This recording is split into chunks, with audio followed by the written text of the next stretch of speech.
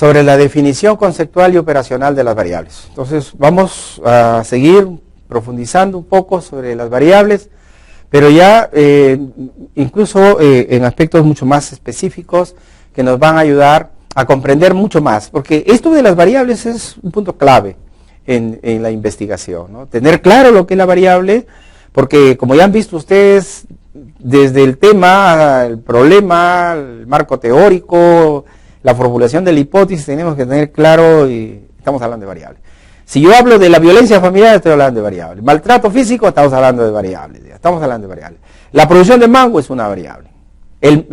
Producción como producción es una variable, ¿eh? La edad, ya hemos visto, es una variable. El sexo es una variable, ¿cierto? Y lo que tenemos que aprender es a diferenciar las variables en términos cualitativas o cuantitativas, ¿no? Si yo quiero, por ejemplo, saber la definición conceptual, por eso es clave, es importante.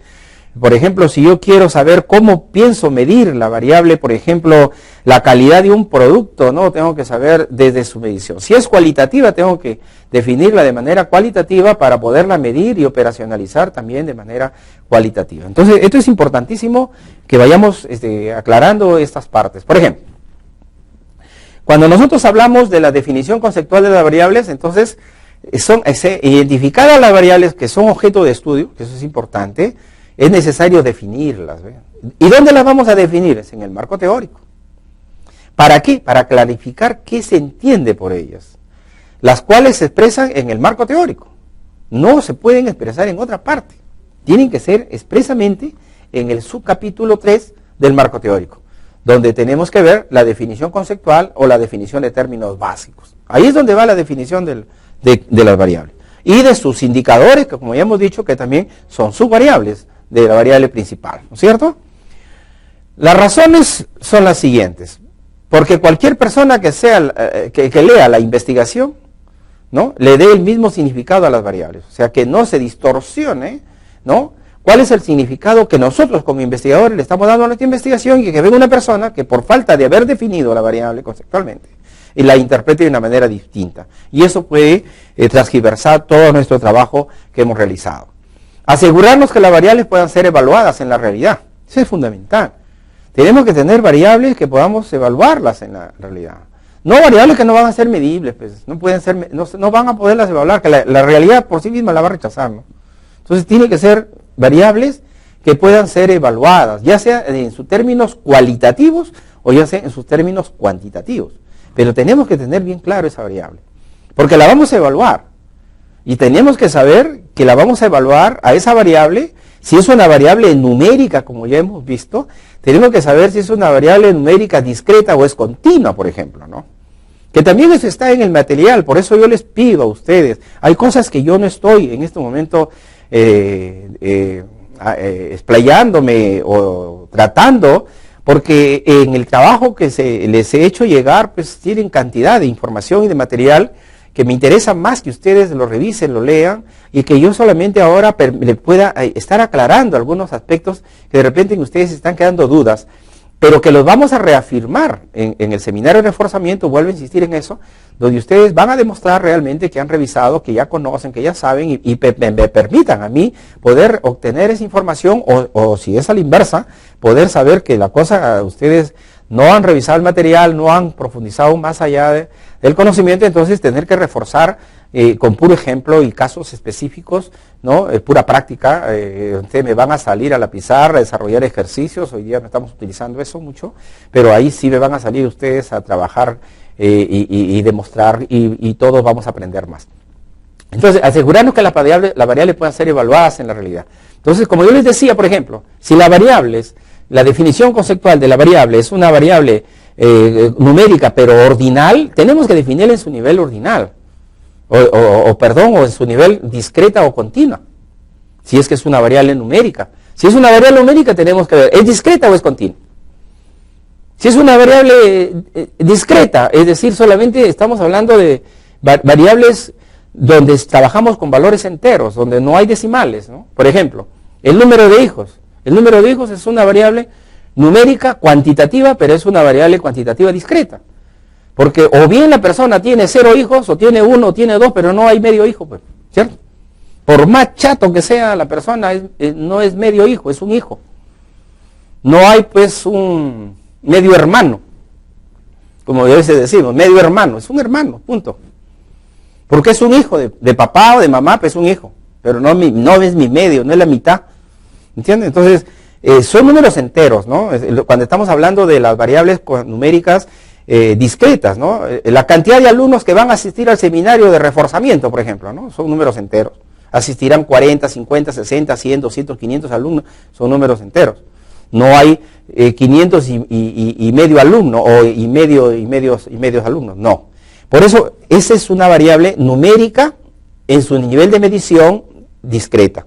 En cambio, los valores continuos sí, porque los valores continuos de una variable tenemos que definirla en sus niveles de medición continua, o sea, donde sí se puede construir fracciones o decimales, por ejemplo, la edad. La edad, estamos acostumbrados, ¿cuántos años tienes? 18 años, pero ¿cuántos días, cuántas horas, cuántas semanas, cuántos meses de nacido? Es diferente, ¿no? Entonces podemos decir, yo tengo 18 años, 3 horas, 25 segundos, 25 minutos de haber nacido, ¿no? Hay infinitos valores. La distancia entre un valor y otro es infinito. Es decir, los valores que hay entre 1 kilo y 2 kilos es infinito, ¿cierto? Es infinito. ¿Por qué? Porque podemos medir en miligramos, gramos, ¿eh? Entonces, es infinito, ¿no es cierto? Entonces, ese es un valor continuo, no es discreto. Los ingresos de un trabajador, por ejemplo, también es un valor continuo, ¿no? Porque no es discreto. El trabajador no gana exactamente 200, 540, puede ganar milésimo de céntimo, ¿no? Décimo de sol, dependiendo sus descuentos, dependiendo la carga familiar que tenga, de repente las remuneraciones que percibe. Es decir, esos son valores cuantitativos, ¿no es cierto? El número de vehículos, no hay vehículo y medio, ¿no? Número de ollas, por ejemplo, la cantidad de artefactos domésticos, por ejemplo, de televisores producidos en una hora, ¿no? O sea, es un televisor, 20, 500, 1 tonelada, pero no hay medio televisor, ¿no? Nunca se ha visto en historia, ni ustedes también habrán visto, que su mamá ha ido y ha comprado media olla. ¿Por qué? Porque solamente le alcanzó para comprar todo lo que la parte externa de la olla, pero sin fondo. Es imposible, porque no va a poder. De nada le sirve comprar una olla sin fondo. No puede preparar ni el arroz, ni hervir agua, o preparar una menestrita que tanto nos gusta. Un frijolito, por ejemplo, ahí con su pellejito de chancho, qué rico, ¿no? Imagínense sin fondo, pues no lo podemos preparar, ¿no? ¿No es cierto? Entonces, es importante que sepan eso, ¿no? Que las variables numéricas también son discretas, que también son continuas, que eso lo tienen ustedes en su material, y que las variables cualitativas también se pueden medir en su nivel ordinal y en su nivel nominal, ¿no? Que es diferente, porque eso es importante, porque eso también va a definir el tipo de instrumento y de preguntas que vamos a hacer cuando veamos la parte de técnicas e instrumentos en la recopilación de datos.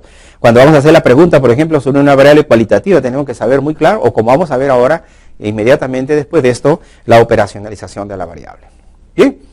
Sin definición de la variable, por lo tanto, no hay investigación. Por eso me he detenido un poco en este campo, para recordarles que si no definimos la variable, no hay investigación. Desde definir la variable, si es una variable discreta, si es una variable continua, si es una variable, si es numérica, si es discreta y es continua en su nivel de medición, si es una variable cualitativa, si es nominal o ordinal, por decir un ejemplo, ¿no? ¿Y qué significa cada una de ellas? Porque es a partir de eso que vamos a llevar a la definición operacional de las variables. Si nosotros no tenemos claro eso, no vamos a poderla medir. Porque en el concepto mismo de la variable está la definición operacional de la misma. Por ejemplo, ¿qué significa la definición operacional de las variables? ¿No? Es un proceso de transformación de una variable conceptual, ¿ven?, en una definición analítica, que identifique los aspectos esenciales del objeto a fin de poder medirlos. O sea, si yo no tengo claro lo que quiero medir, lo que voy a evaluar, el objeto que estoy estudiando, no lo puedo estudiar. ¿Ven? Entonces, ¿dónde va a estar? Está en la definición conceptual. ¿Qué entendemos por tal cosa?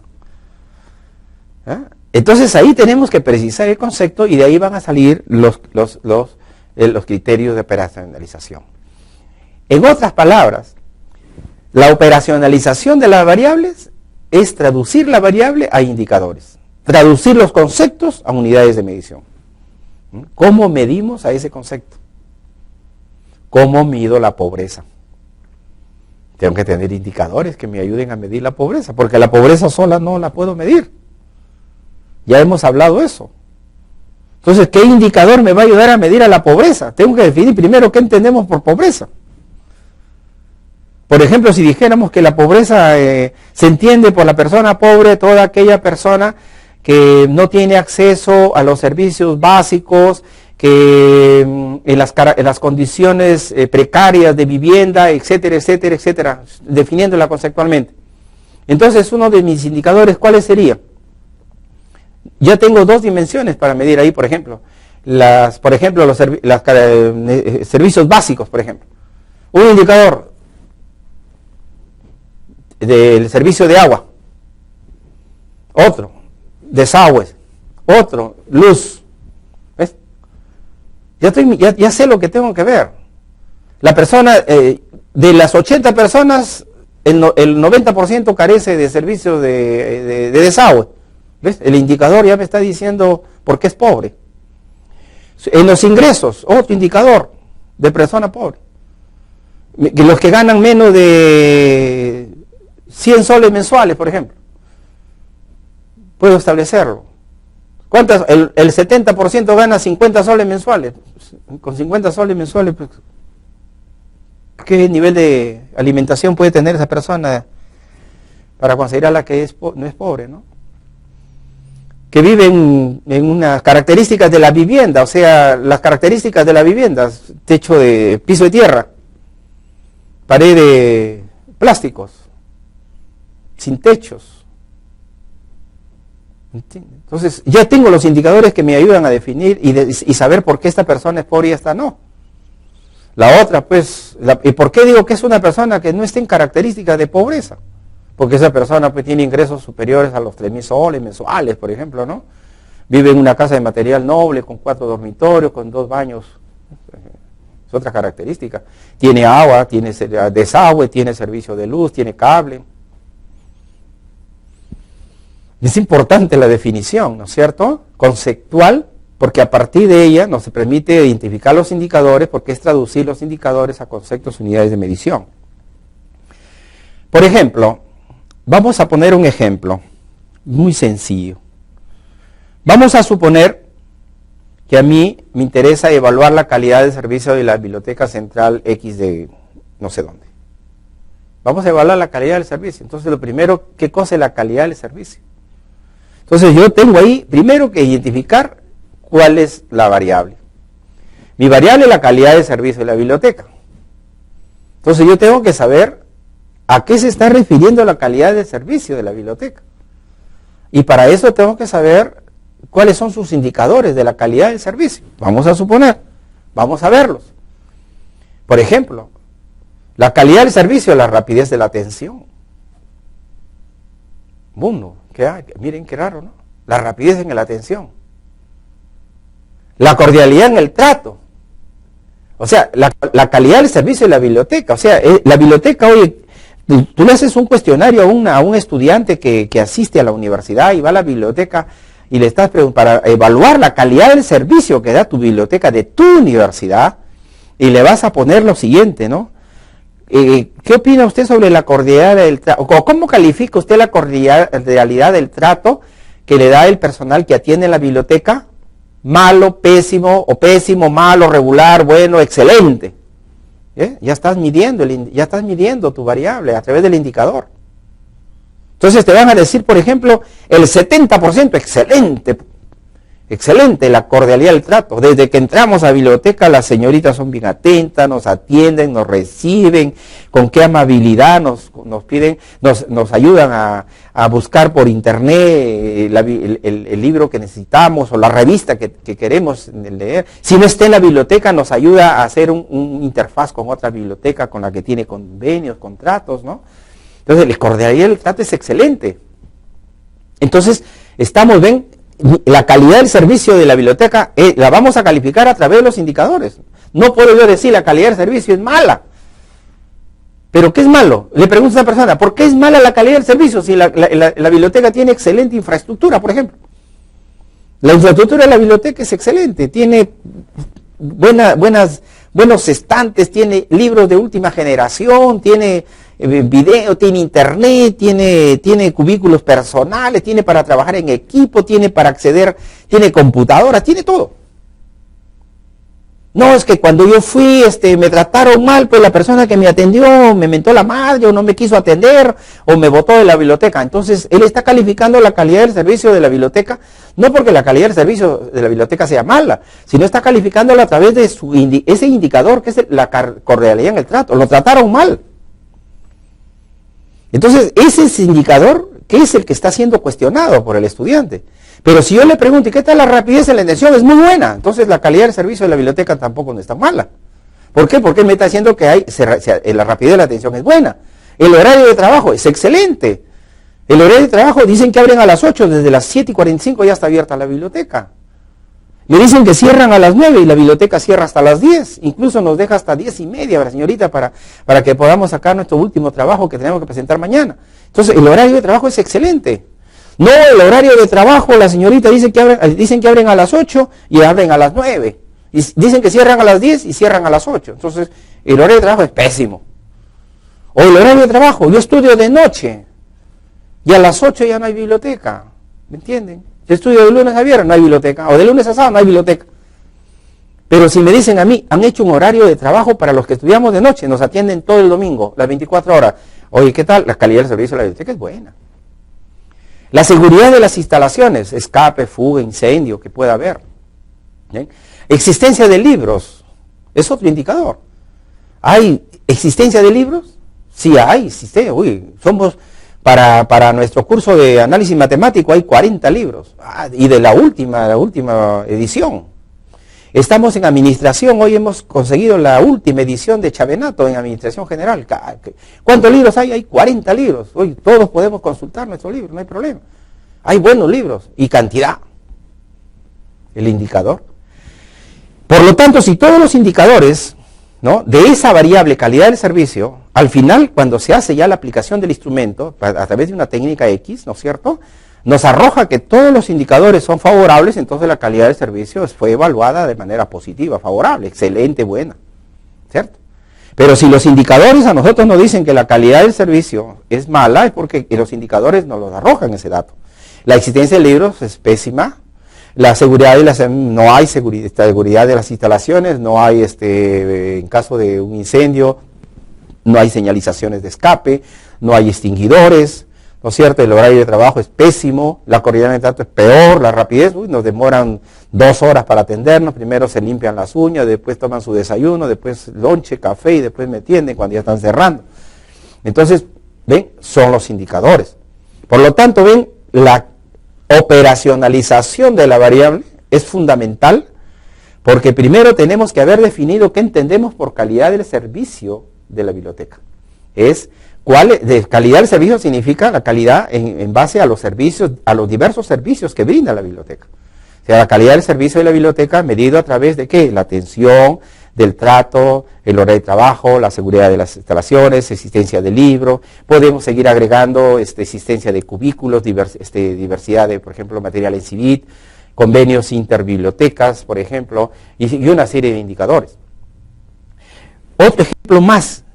Y aún todavía, ya teniendo los indicadores de esas variables, podemos decir nosotros, ¿y cuál sería el instrumento que vamos a utilizar para obtener información de esos indicadores para poder calificar la calidad del servicio de la biblioteca? ¿Ven? Entonces yo puedo agarrar y decir, el instrumento a aplicar para obtener información sobre la rapidez en la atención, la cordialidad en el trato y el horario de trabajo, es aplicar un cuestionario a los alumnos. ¿Por qué a los alumnos? Porque el alumno es el único que me puede dar la información sobre la rapidez de la atención, la cordialidad en el trato y el horario de trabajo. Porque él es el usuario de la biblioteca. Y tienen que ser alumnos que usen y utilicen la biblioteca, no aquel que no va, pues. O sea, ahí es donde tenemos que ver más adelante, cuando hablemos de población y muestra, saber escoger nuestra población. Y saber seleccionar a una muestra. Porque de repente vamos a escoger a una población que nunca va a la biblioteca, pues, ¿qué puede opinar de ella? Nada. Porque están opinando sobre la calidad de servicios, están opinando.